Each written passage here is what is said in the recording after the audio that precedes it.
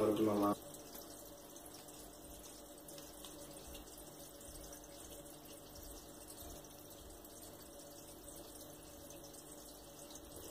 Και βάζω βίντεο από κάτω, από τον ίδιο τύπο.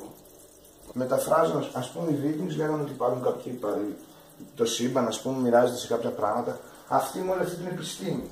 Πώς το Μπούτσο γίνεται να πεις ότι όχι, αυτά τα σύμπαν δεν είναι έτσι, ξέρω εγώ, δεν υπάρχει καλοκαίρι μόνο. Τι φάω, τους ξεφτιλίζουν, μαλάκα. Και κάνουν τη θρησκεία, μαλάκα, από εδώ και από εκεί, τους πηγαίνουν παπάτες. Όχι, ρε. Τι ώρα.